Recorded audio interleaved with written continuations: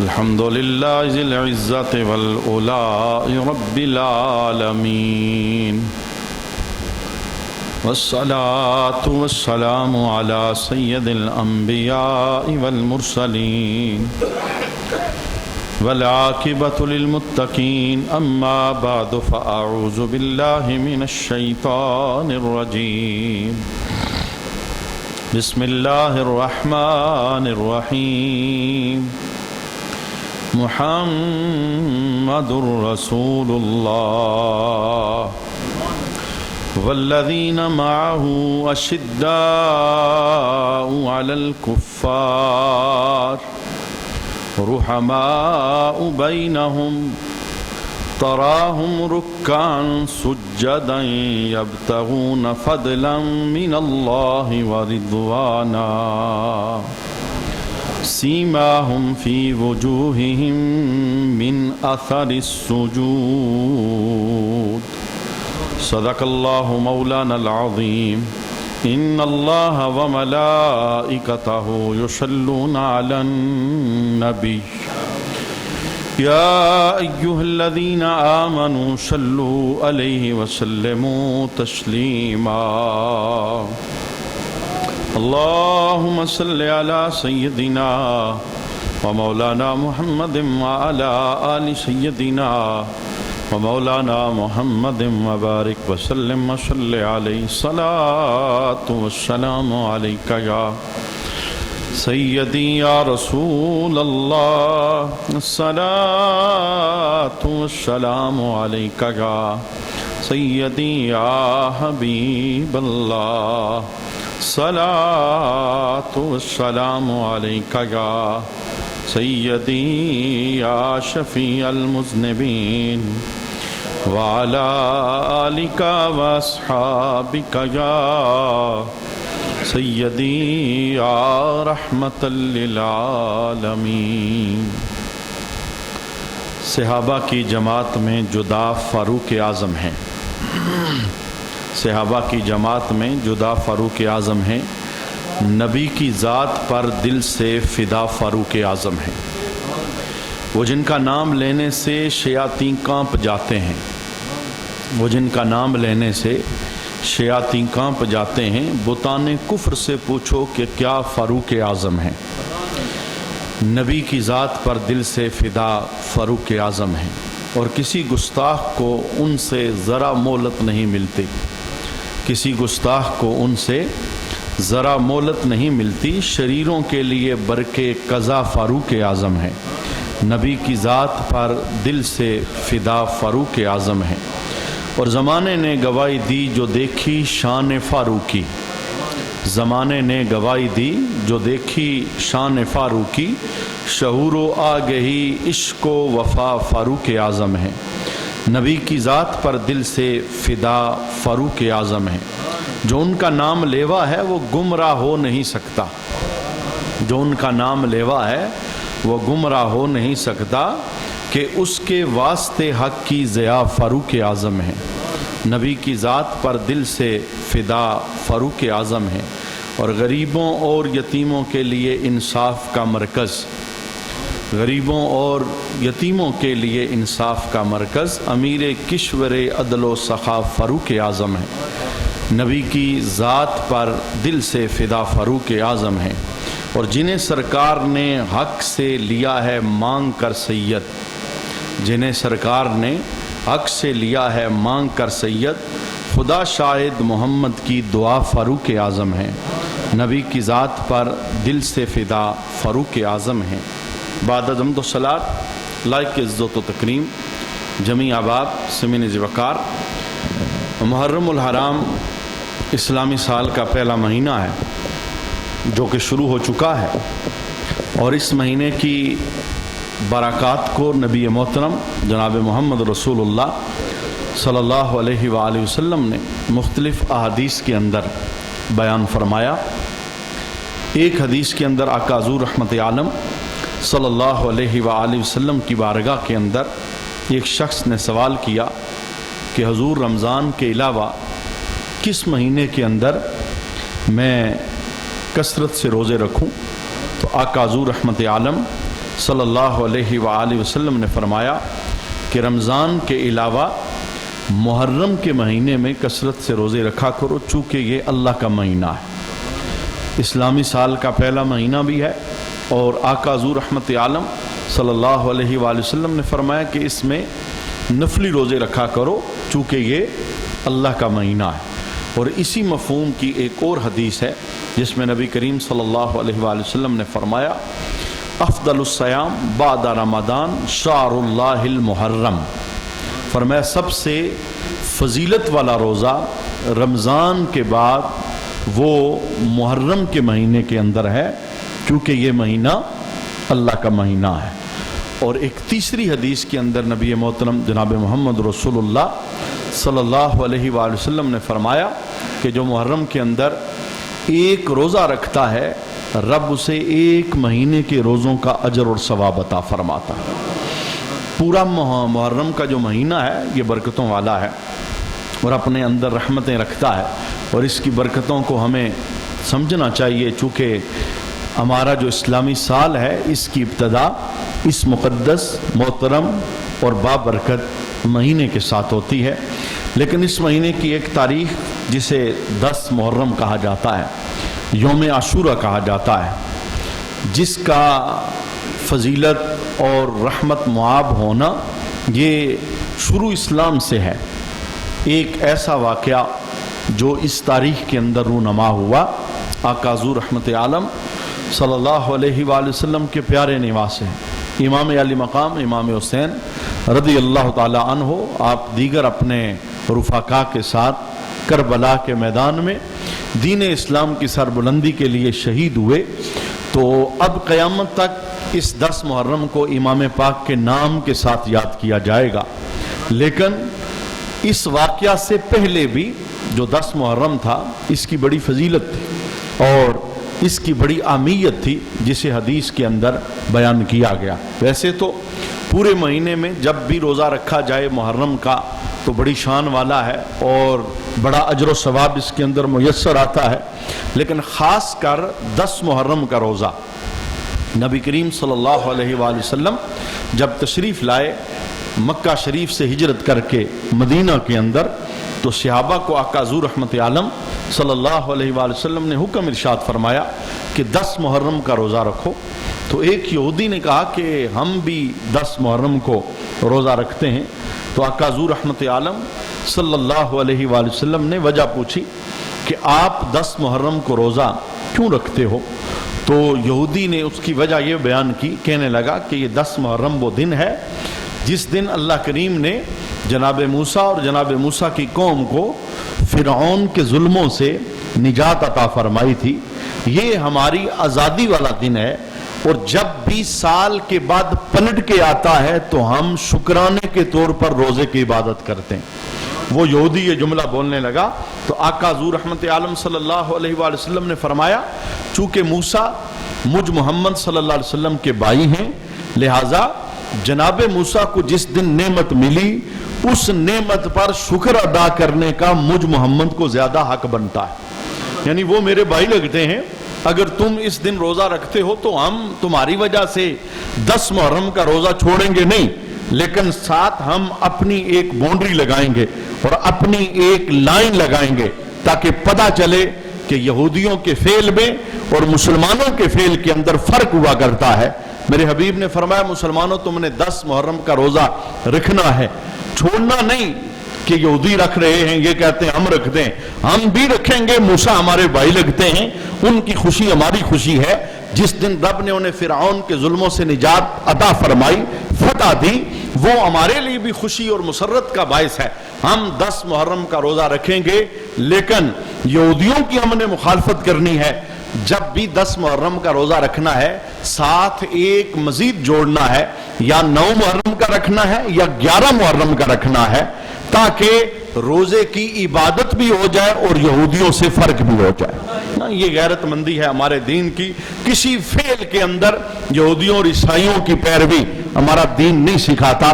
عبادت بھی ہو، حالانکہ رب کے دربار کے اندر کرنی ہے روزے کی عبادت، تو اس کے اندر بھی مذہب ہمارا فرق رکھتا ہے. شریعت ہماری باؤنڈری لگاتی ہے کہ ہمارا اپنا طریقہ ہے اور ان کا اپنا طریقہ ہے. ہم جب بھی اپنائیں گے محمد عربی کے طریقے کو اپنائیں گے. مجھے نہیں سمجھ آ سکی کہ مسلمان کیوں فخر محسوس کرتا ہے یہودیت کے پیچھے چلنے میں, عیسائیت کے پیچھے چلنے میں. اسے سمجھنا چاہیے عزتیں یہودیوں کے پیچھے چلنے سے نہیں ملتی, عزتیں رب آمنہ کے لال کے قدموں میں بندے کو عطا فرماتا. تو یہ میں نے ایک جملہ آپ کے سامنے بولا کہ 10 محرم کا روزہ ہمارے ہاں کچھ مسلمان جاہلیت کی بنا پر, یعنی ان کے پاس علم کی آئین تک نہیں ہوتی, تو وہ اپنے تئیں کچھ فتوے خود سے صادر کرتے ہیں جس کا کتاب و سنت کے ساتھ کوئی تعلق نہیں ہوتا. وہ کہتے ہیں 10 محرم کو روزہ نہیں رکھنا چاہیے چونکہ یہ امام پاک کی شہادت کا دن ہے, سبیلیں لگانی چاہیے, پانی پینا چاہیے, پانی تقسیم کرنا چاہیے. سبیلیں لگانا منع نہیں ہے, پانی پینا منع نہیں ہے, پانی تقسیم کرنا منع نہیں ہے. لیکن میں جو جملہ بولنا چاہتا ہوں, اگر امام پاک پیاسے تھے تو کیا امتی پیاسا رہ کے روزہ رکھ کر انہیں اجر نہیں دے سکتا؟ یہ بھی اجر کا ایک طریقہ ہے, یہ بھی انہیں اب قیامت تک ہم کیا دیں گے, ہم خراج کیا پیش کریں گے؟ کبھی ہم تلاوت کر کے, جو 3 دن بعد ان کے سر انور سے تلاوت کی آواز آتی رہی, تو ہم یہ محرم کے ایام آئیں تو کبھی ہم تلاوت کر کے ان کی روح کو اصال کریں گے اور کبھی ہم روزہ رکھ کے ان کی روح کو اصال ثواب کریں گے. میں نے جملہ یہ بولنا چاہا کہ بہت اچھا ہے جمعہ اور ہفتہ جو آنے والا ہے, جمعہ 9 محرم ہے اور ہفتہ 10 محرم بنتی ہے, 2 دن کا روزہ رکھیے. این سنت نبوی ہے, این منشا حدیث ہے, این مصطفیٰ جان رحمت صلی اللہ علیہ وآلہ وسلم کا مبارک طریقہ ہے. اور اس نیت سے رکھیے کہ مولا تو ان 2 روزوں پر جو مجھے اجر دے گا, میں تیرے پاک محبوب کے نواسے کی روح کو اس کا اجر پیش فرماؤں گا. ہاں یہ بہت بڑی عبادت اور بہت بڑی رحمت مابی ہے. لیکن جو لوگ روزہ نہیں رکھتے, میں غلط نہیں کہہ سکتا, اس کی وجہ یہ ہے کہ یہ نفلی روزہ ہے, یہ فرض نہیں ہے, یہ رکھنا فرض نہیں ہے, لیکن رکھنے والوں پر تان کرنے کی کسی کو اجازت نہیں ہے. عظیم سنت پاک ہے. میں نے ایک جملہ بول دیا, میں نے کہا 10 محرم کی جو فضیلت ہے یہ اسلام سے پہلے بھی تھی. بہت سارے عظیم واقعات وہ 10 محرم کے اندر رونما ہوگا. پوری زمین جب پانی سے بھر گئی تھی اور وہی بچا تھا جو حضرت نوح کی کشتی کے اندر سوار ہوا تھا, اور جناب نوح کی کشتی تیرتی تیرتی اس پانی کے اندر جس جگہ پر جودی پہاڑ کے پاس آ کے رکی تھی, اور جس دن رکی تھی اس دن 10 محرم تھا. یعنی یہ امت کے لیے نجات کا ایک ذریعہ تھا. جناب ابراہیم خلیل اللہ کی ولادت کا جو دن بنتا ہے یہ بھی 10 محرم کا دن بنتا ہے. جناب عیسیٰ کی جو ولادت کا دن بنتا ہے یہ بھی 10 محرم کا دن بنتا ہے. اور جناب عیسیٰ کو جس دن آسمانوں پر زندہ اٹھایا گیا یہ بھی 10 محرم کا دن تھا. یعنی 10 محرم کی فضیلت ہے. جناب ادریس پیغمبر, آپ کو آسمانوں پر اٹھایا گیا, یہ بھی 10 محرم کا دن بنتا ہے. جناب موسیٰ کو فرعون کے ظلموں سے قوم کو نجات ملی, یہ بھی 10 محرم کا دن بنتا ہے. اور اس سے بڑھ کر 10 محرم کی جو نسبت ہے کہ قیامت جس دن قائم ہوگی وہ بھی 10 محرم ہی کا دن ہوگا. تو یہ نسبتیں میں نے کہا کہ 10 محرم اسلام سے پہلے بھی عظمتوں والا تھا, رحمتوں والا تھا.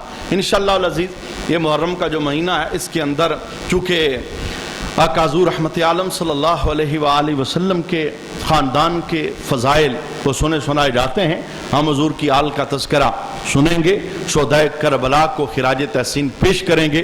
لیکن آج کی نشست کے اندر خلیفہ ثانی امیر المومنین حضرت عمر رضی اللہ تعالی عنہ آپ کی شہادت کا دن بھی گزرا ہے. کیونکہ گزشتہ نشست کے اندر ہم نے امیر المومنین خلیفہ ثانی حضرت عثمان غنی رضی اللہ تعالی عنہ آپ کی شہادت کو خراج تحسین پیش کیا تھا. اور آج ہم جمعہ کی نشست کے اندر اسلام کے عظیم خلیفہ اور جن کے نام سے کفر آج بھی کانپتا ہے اور جنہوں نے شرق و غرب کے اندر اسلام کے جھنڈے گاڑے ہیں, جنہوں نے اسلام کو بڑی عزتیں عطا کی ہیں, امیر المومنین حضرت فاروق اعظم رضی اللہ تعالی عنہ, آج ہم ان کی شہادت کو خراج تحسین پیش کریں گے.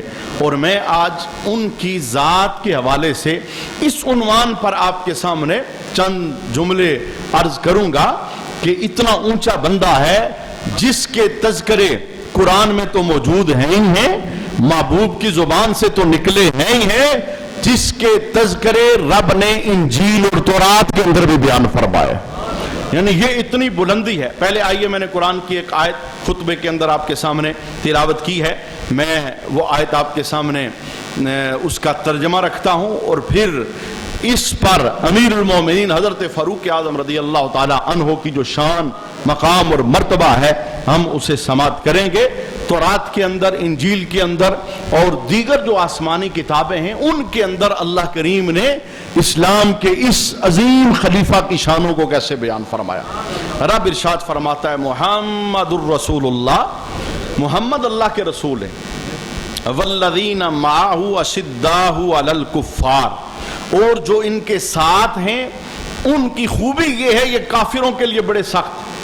ابو بکر ہیں, عمر ہیں, عثمان ہیں, علی ہیں, جتنے کے جتنے صحابہ ہیں, جتنے کے جتنے آقا حضور رحمت عالم صلی اللہ علیہ وآلہ وسلم کے ساتھ والے ہیں, ان کی خوبی یہ ہے یہ کفر کے لیے سیسا پلائی دیوار بن جاتے ہیں. رحماء بینہم, اور قرآن ان کی دوسری خوبی بیان کرتا ہے یہ آپس میں بڑے نرم دل ہیں. یہ کون کہہ رہا ہے؟ یہ اللہ کا قرآن کہہ رہا ہے. لہٰذا ہمارا عقیدہ, ہمارا ایمان کسی جھوٹی تاریخ پر نہیں ہے, ہمارا عقیدہ رب کے قرآن پر ہے. یہ جملے یاد رکھیے, قرآن کیا کہتا ہے؟ رحماء بینہم, سارے کے سارے آپس میں کیا ہیں؟ نرم دل, محبت کرنے والے, پیار کرنے والے. لہذا اگر کوئی بندہ تاریخ کی کسی جھوٹی داستان کو سامنے رکھ کر کسی صحابی کا آپس میں جھگڑا بیان کرے اور اس جھگڑے کی بنیاد پر کسی صحابی کو تان کرے تو ہم اس کے ان لفظوں کو بالکل نہیں سنیں گے, اس لیے کہ ہم نے نہ پہلے تاریخ کا کلمہ پڑھا تھا نہ آج تاریخ کا کلمہ پڑھا ہے. ہم نے پہلے بھی رب کے قرآن کا کلمہ پڑھا تھا, آج بھی رب کے قرآن کا کلمہ پڑھا. اللہ کا قرآن کیا کہتا ہے؟ رحماء بینہم, یہ آپس میں کیا ہے؟ نرم دل. یہ آپس میں کیا ہے؟ رحم دل. آپس میں کیا ہے؟ محبت کرنے والے. انشاءاللہ العزیز اگر مجھے موقع ملا تو صحابہ کی جو آپس کی محبتیں تھیں, اچھا یہ جو جب میں جملہ بولتا ہوں نا صحابہ کی آپس میں محبتیں ہیں تو اس میں سے آل نکلتی نہیں. وجہ یہ ہے آل کا ایک علیحدہ منصب ہے کہ حضور کی آل ہے, لیکن یہ جو صحابیت کا رتبہ ہے یہ تو رب نے آل کو بھی عطا فرمایا ہے. امام حسین حضور کے نواسے ہیں, 7 صحابی ہیں کہ نہیں؟ بولیے نا یار. یعنی جب میں بولوں یہ صحابہ تو ایسا نہیں کہ میں یہ کہہ رہا ہوں کہ آل بیچ میں نہیں ہے, آل تو پہلے نمبر پر ہے. یعنی جس نے سونے نبی کا ایمان کی حالت میں چہرہ دیکھا ہے رب نے صحابیت کا درجہ عطا فرمایا. وہ ساری آیات, ساری احادیث جو صحابہ کی شان کے اندر موجود ہیں وہ ساری کی ساری حضور کی آل کی شان کے اندر بھی موجود ہے. یہ جملہ میں نے اس لیے بولا کہ ان کی آپس کے اندر بڑی محبت ہے, اور میں اس سے بڑھ کر محبت اور پیار آپ کے سامنے کیا بیان کروں. یہ جن کا آج ہم تذکرہ سن رہے ہیں امیر المومنین حضرت فاروق اعظم رضی اللہ تعالی عنہ, جن کے متعلق کچھ لوگوں کی زبانیں زہر اگلتی ہیں.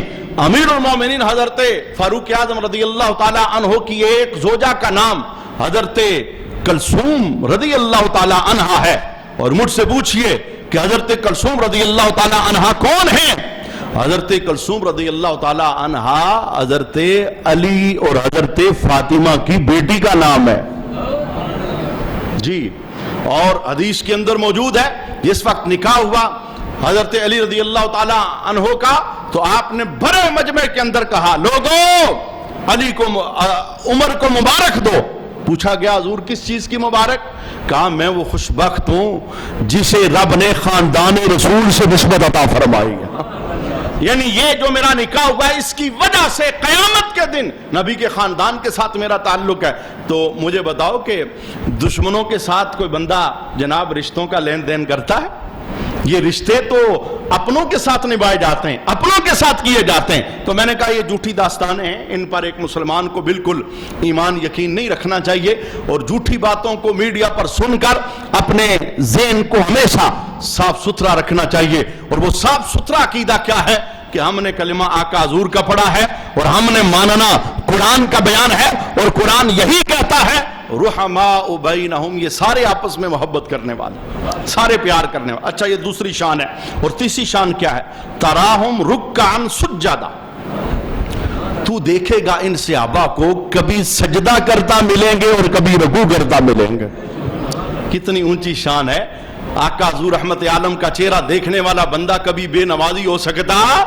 بولیے نا. حضور کی محبت کا جام. اور آج بھی 14 صدیاں بعد جس کے سینے کے اندر آقا حضور کا پیار ہے اور جو بزمیں سجاتا ہے, نعرے لگاتا ہے, غلامی رسول کا برم رکھنے والا ہے, وہ کبھی بے نمازی نہیں ہو سکتا. اور اگر بے نمازی ہے تو پھر اس کی محبت صادق نہیں ہے, اس کا پیار سچا نہیں ہے. پیار تو بتاتا ہی کسی کے پیچھے چلنے کا نام ہے. آپ نے دنیا کے اندر نہیں دیکھا جس کو جس سے پیار ہوتا ہے وہ اس کی طرح بال بناتا ہے, اس کی طرح چہرہ بناتا ہے, اس کی طرح کپڑے لگاتا ہے, اس کی طرح ہو کر زندگی بسر کرنے کی کوشش کرتا ہے. اور مسلمان کو کیا ہوا؟ پیار تو نبی کے ساتھ کرتا ہے, طریقے کسی اور کے اپناتا ہے. تو صحابہ کی شان قرآن بیان کرتا ہے. کیا؟ تراہم رکعن سجدہ, تم دیکھو گے کبھی انہیں رکوع کرتے ہوئے اور کبھی انہیں سجدہ کرتے ہوئے. یبتغون فضلا من اللہ ورضوانا, اور اللہ ارشاد فرماتا ہے کہ ان کی ایک خوبی یہ ہے کہ اللہ کا فضل اور اللہ کی رضا ہمیشہ چاہتے ہیں. کوئی کام بھی للہیت سے ہٹ کر نہیں ہوتا, جو کام بھی کرتے ہیں رب کی رضا والا, رب کی مرضی والا. اور آخری جملہ سیماہم فی وجوہہم من اثر السجود, فرمایا ان کی علامت ان کے چہروں میں سجدوں کے نشان سے ظاہر ہوتی ہے. یہ کن کی شان؟ یہ سارے کے سارے صحابہ, جتنے کے جتنے صحابہ ہیں, وہ آل سے ان کا تعلق ہے یا آل سے تعلق نہیں, ان کی نشانی قرآن بیان کر رہا ہے. فرمایا ان کی نشانی یہ ہے, یہ کافروں پہ بڑے سخت ہیں, آپس میں بڑے نرم ہیں, رکوع سجدہ کرتے ہوئے تو انہیں دیکھے گا رب کا فضل, رب کی رضا چاہتے ہوئے زندگی بسر کرتے ہیں. اور تو دیکھے گا سجدے کر کر کے ان کی پیشانیوں پر سجدوں کے نشان پڑے ہوئے ہیں. اب آئیے جو جملہ میں اگلا بولنا چاہتا ہوں, قرآن کے لفظ سنیے. اللہ فرماتا ہے ذالک مثلہم فی التوراۃ, یہ ان کی شان تورات کے اندر بھی مذکور ہے. صحابہ کی یہ شان, یہ کون کہہ رہا؟ اللہ کا قرآن. صحابہ کب صحابہ بنے؟ جب میرے محبوب نے جناب اعلان نبوت کیا اور لوگوں کو بتایا میں نبی ہوں, مجھے رب کی طرف بلانے کا آرڈر حکم ہوا ہے. اب جو آتا گیا, چہرہ دیکھتا گیا, کلمہ پڑھتا گیا, صحابی بنتا گیا. لیکن جناب میرے حبیب ابھی دنیا میں تشریف نہیں لائے, جناب موسیٰ کے دور میں بھی سونے نبی کے صحابہ کے تذکرے ہو رہے ہیں. میں حدیث نہیں پڑھ رہا کہ یہ جناب کوئی روایت ضعیف ہوگی, میں اللہ کا قرآن پڑھ رہا ہوں. اللہ کا قرآن کہتا ہے. یہ شانیں بیان کرنے کے بعد رب کا قرآن کیا کہتا ہے؟ اللہ ارشاد فرماتا ہے ذالک مثلہم فی التوراۃ, اللہ ارشاد فرماتا ہے یہ ان کی صفت تورات کے اندر بھی مذکور ہے. وَمَثَلُهُمْ فِي الْإِنْجِيلِ, اور ان کی صفت رب کی کتاب انجیل کے اندر بھی موجود ہے. اچھا دیکھیے, ہم ابھی دنیا میں نہیں آئے تو ہمارا کوئی نام ذکر تذکرہ, پھر ہم دنیا میں آئے تو ہمیں ہمارے گھر والے جانتے تھے, پھر رشتہ دار جاننے لگے, پھر آل محلہ جاننے لگے, پھر کسی بندے کو 1000 بندے جانتے ہیں, کسی کو 1,00,000 جانتے ہیں, کسی کو ارب. جو جتنا اونچا ہوتا ہے اسے لوگ جانتے چلے جاتے ہیں.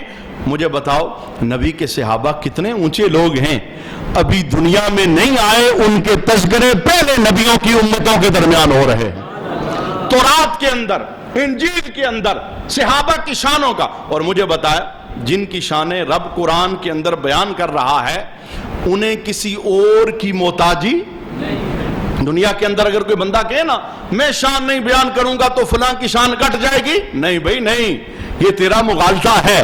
جسے شان رب عطا فرمائے اور رب جسے بڑائی اور عزت دے وہ کسی بندے کا محتاج نہیں رہتا. ہاں بندہ اگر کسی اونچے کی شان کو بیان کرتا ہے اس اونچے کی وجہ سے رب اسے بھی بلندی عطا فرما دیتا ہے. اب یہ دیکھیے ان کی شانیں کس کس طرح ان کتابوں کے اندر ان کا تذکرہ ہے. میں چند روایتیں اس پر آپ کے سامنے پڑھنا چاہتا ہوں. امیر المومنین حضرت عمر رضی اللہ تعالی عنہ, آپ کی ملاقات ایک پادری سے ہو گئی. آپ نے اس سے پوچھا ہل تجدون فی شیء من کتبکم, آپ نے کہا بتاؤ کیا تمہاری کتاب میں کوئی میرا تذکرہ بھی ہے؟ جناب عمر رضی اللہ تعالی عنہ وہ بندہ جس کا راستہ شیطان دیکھے تو راستہ بدل جائے، کفر پر لرزہ طاری ہو جائے، تلوار ہاتھ میں ہو تو کفر کانپنے لگ جائے۔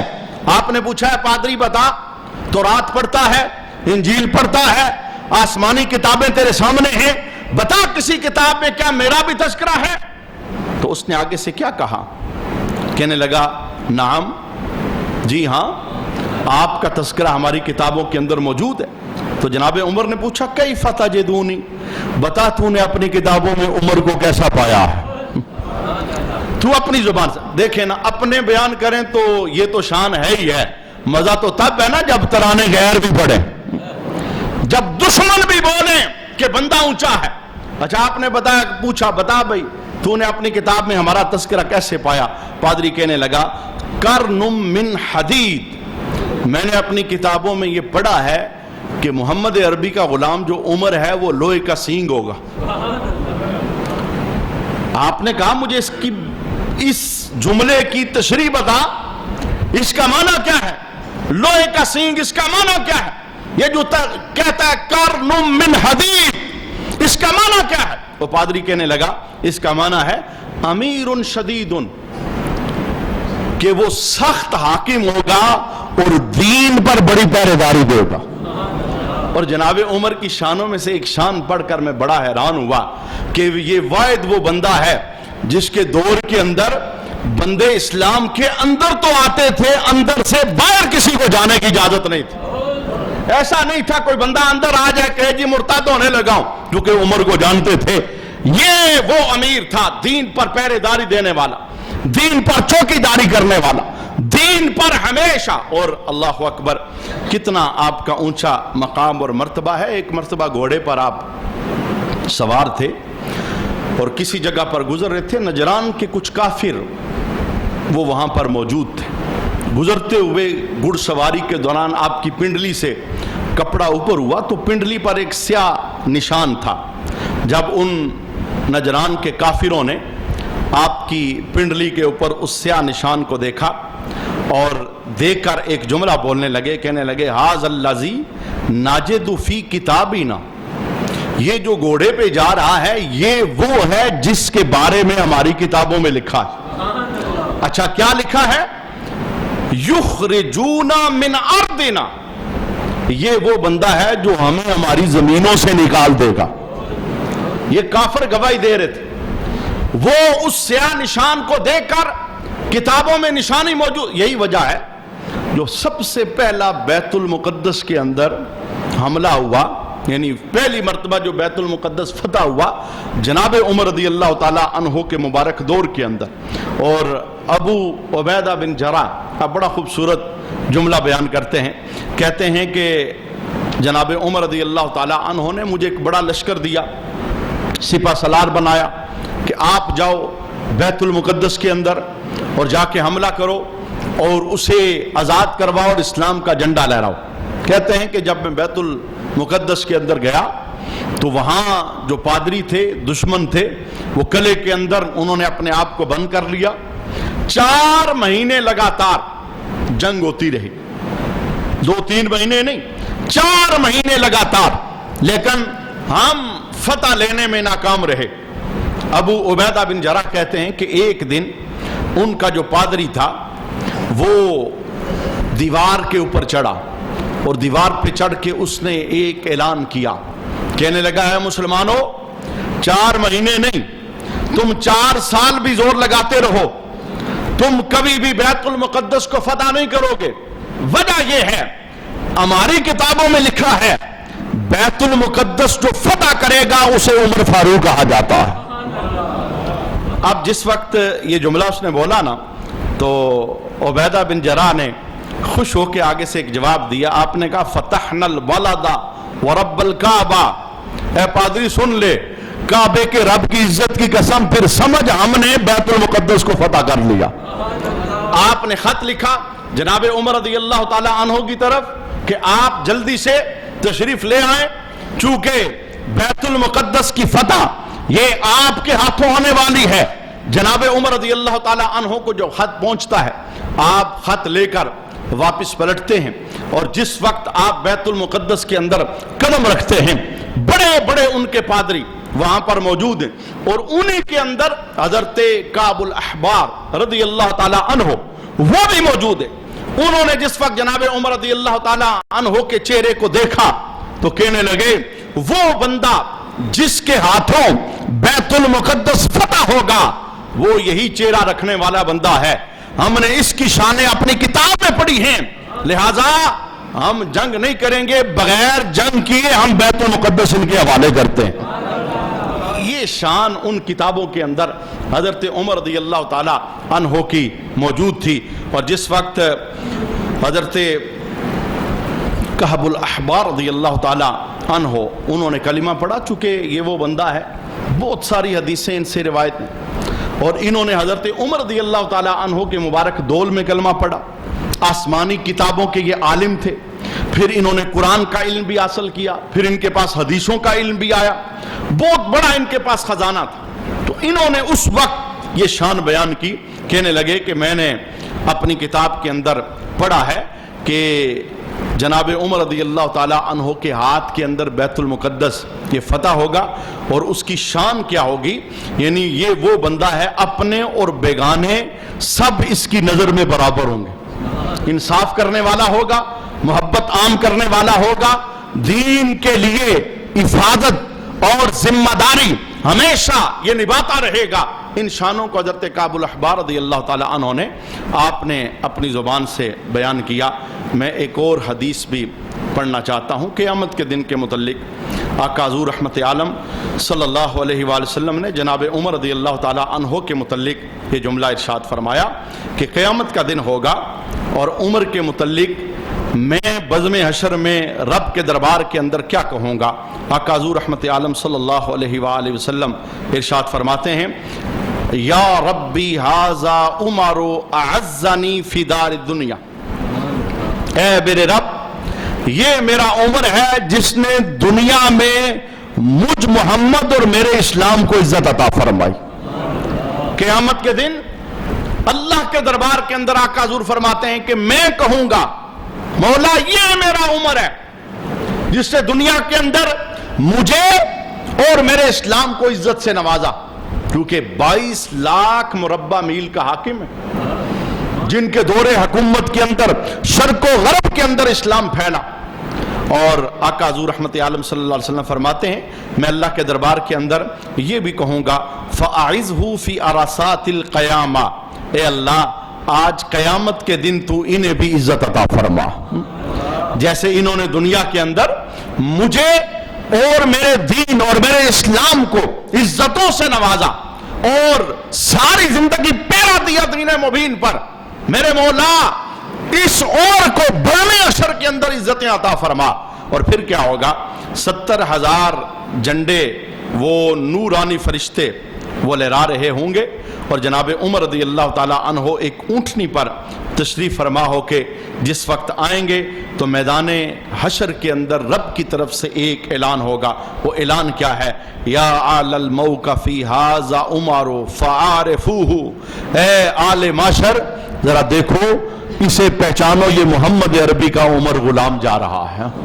یعنی یہ عزت کا جو آقا حضور رحمت عالم صلی اللہ علیہ وآلہ وسلم نے جواب بیان فرمایا۔ اور جناب عمر رضی اللہ تعالیٰ عنہ کی شانوں میں سے ایک خوبصورت شان یہ بھی ہے کہ آقا حضور رحمت عالم صلی اللہ علیہ وآلہ وسلم نے جناب عمر کو رب کے دربار سے مانگ کے لیا ہے، اور یہ جملہ بولا جاتا ہے کہ جتنے کے جتنے صحابہ ہیں وہ سونے نبی کے مرید ہیں اور عمر میرے نبی کی مراد ہے، یعنی مانگ کر اللہ کے دربار سے لیا ہے۔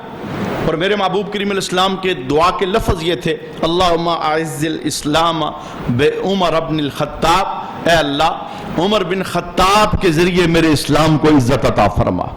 اور پھر جس وقت جناب عمر آقا حضور رحمت عالم کو معاذ اللہ شہید کرنے کے لیے گئے تو رب کائنات نے جناب عمر کو کلمے کا نور عطا کر کے محمد عربی کی غلامی کا شرف عطا فرمایا۔ اور پھر کلمہ پڑھتے ہی جناب عمر رضی اللہ تعالی عنہ نے پہلا یہ جو جملہ آقا حضور کے دربار میں پوچھا وہ کیا تھا؟ پوچھنے لگے یا رسول اللہ کیا ہم سچے نہیں ہیں؟ کلمہ پڑھنے کے بعد پہلا جملہ، حضور کیا ہم سچے نہیں ہیں؟ آقا حضور رحمت عالم نے فرمایا عمر کیوں نہیں، ہم ہی سچے ہیں، ہمارے علاوہ کون ہے سچا؟ ہم رب کو ماننے والے ہیں اور بتوں کے پجاری سارے جھوٹے ہیں۔ تو جناب عمر کیا کہتے ہیں؟ یا رسول اللہ اگر ہم سچے ہیں تو پھر چھپ کے نماز کیوں پڑھتے ہیں؟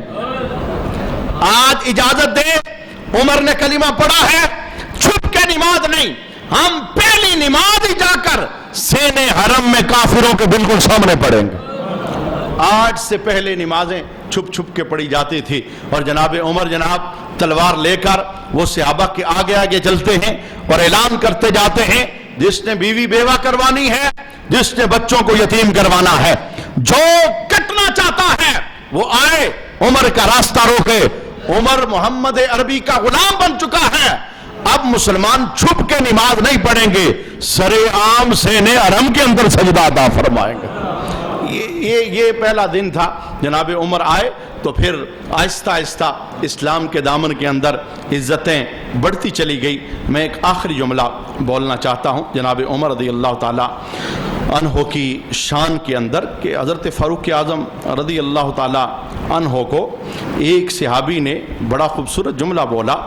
آقا حضور رحمت عالم صلی اللہ علیہ وآلہ وسلم کعب الاحبار کہتے ہیں، حضرت قعب رضی اللہ تعالی عنہ انہوں نے جناب عمر رضی اللہ تعالی عنہ کے متعلق یہ جملہ بولا کہ عمر کو میں نے دوزخ کے دروازے پر دیکھا ہے۔ اور یہ جملہ جناب عمر کی بیوی جو حضرت کلثوم ہے، حضرت فاطمہ کی بیٹی، انہوں نے سنا۔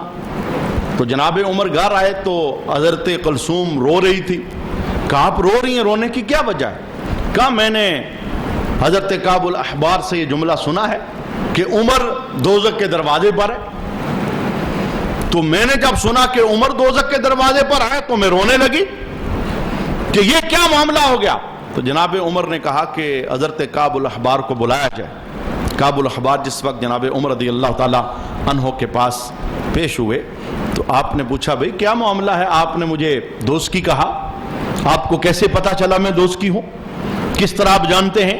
تو حضرت کعب الاحبار نے، یہ آخری آپ کے ایام تھے، یعنی دنیا سے آپ تشریف لے کے جا رہے تھے، تو حضرت کعب الاحبار نے آگے سے جواب دیا، آپ نے کہا کہ آپ پریشان نہ ہوں، جیسے ہی ذوالحج ختم ہوگا رب آپ کو جنت کے اندر بلا لے گا۔